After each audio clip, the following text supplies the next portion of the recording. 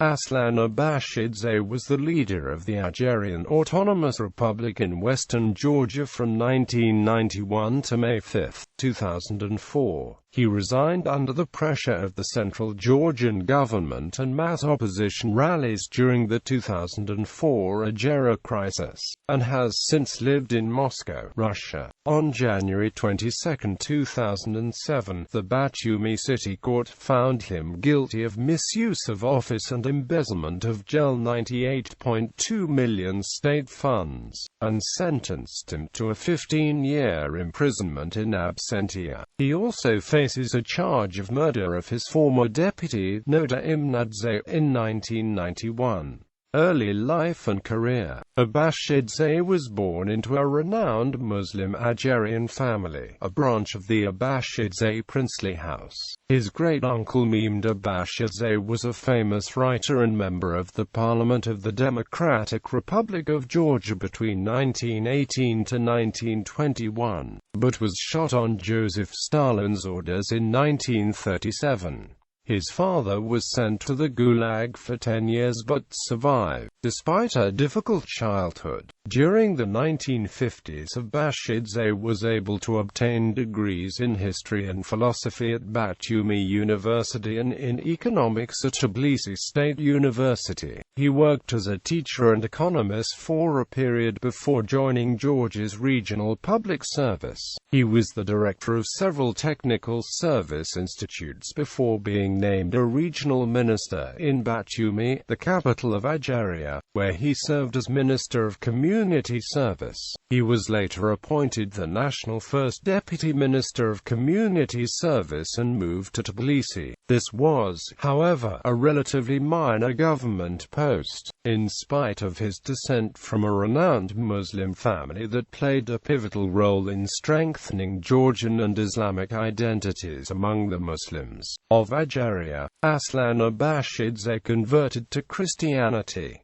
Abashidze and independent Georgia. When Georgia regained its independence in 1991, Abashidze secured his appointment as chairman of the Supreme Council of the Autonomous Republic of Ajara. He was also appointed deputy chairman of the Parliament of Georgia, a post that he retained in 1990 to 1992 and 1992 to 1995. He built an independent power base in Ajara by steering a course between the Tbilisi government and the opposition. He established his own army as a counterweight to the armed factions that supported and opposed President Gamsakherdia. When civil war broke out between pro- and anti-Gamsakherdia forces in the winter of 1991-92 and again in the autumn of 1993, he kept both sides out of Ajara, ensuring that the fighting did not spread to the republic. However, unlike the rulers of Abkhazia and South Ossetia, he did not attempt to seek independence for Ajara and pursued what can best be described as a policy of armed autonomy after the fall of Gamsakherdia. He effectively turned Ajara into a free economic zone, with few restrictions on trade but with the customs duties and revenues going to his government rather than to Tbilisi.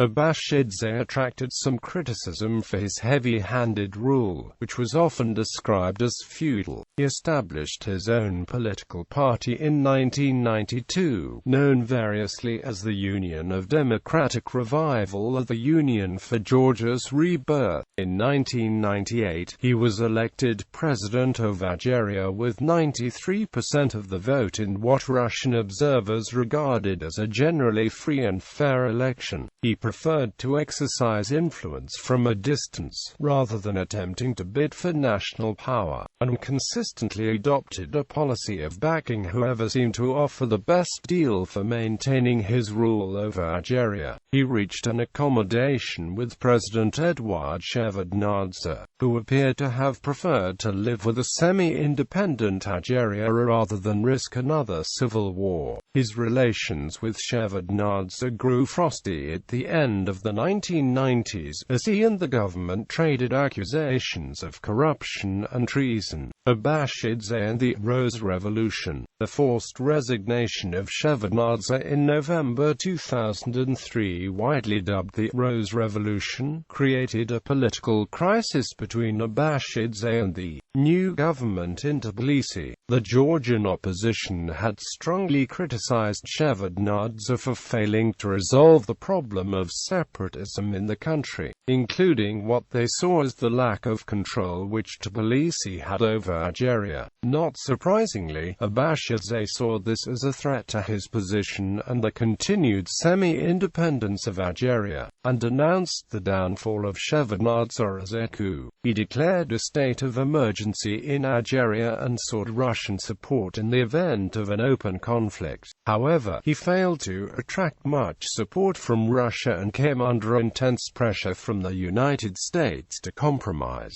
On January 25, 2004, Abashidze met the newly elected President Mikhail Saakashvili in Batumi and declared his intention to work with Saakashvili. This relationship soon foundered after Saakashvili vowed to restore central authority over Georgia's separatist regions. In mid-March 2004, a motorcade carrying Saakashvili to planned political events in Adjara ahead of the March 28 Georgian legislative elections was turned back by Ajarian border guards. Abashidze accused Saakashvili of leading a military convoy into the republic with the aim of overthrowing him, and declared a state of emergency in Adjara and a mobilization of armed formations. In response, Saakashvili issued a one-day ultimatum to Abashidze to accept central authority and disband the Ajarian paramilitary forces. The government also closed transit routes into and out of Adjara. Amid high tension and widespread public demonstrations, foreign governments and international organizations appealed to both sides to exercise restraint and resolve their differences peacefully. Abashidze resigned as leader of Adjara on May 5, 2004, when special forces entered the region and Ajarian paramilitary forces began to swap sides and disarm. The next day, after being granted assurances that he would not be extradited, Abashidze left for Moscow without a shot being fired in the region. Abashidze's property in Georgia, as well as that of his close relatives,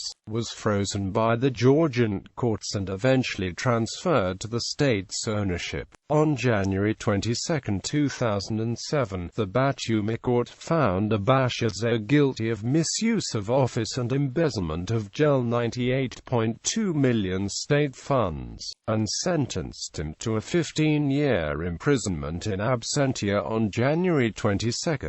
He has also been charged with the murder of his former deputy, Nodar Imnadze, in 1991. According to the New York Times, as of December 2012, Abashidze was living in Barviko village in Odensovsky district of Moscow Oblast. Family. Aslan Abashidze is a widower, having been married to Maguli Gogtidze, a musician, with whom he had 2 children, a son, George Abashidze, who has served as mayor of Batumi, and a daughter, Diana Abashidze.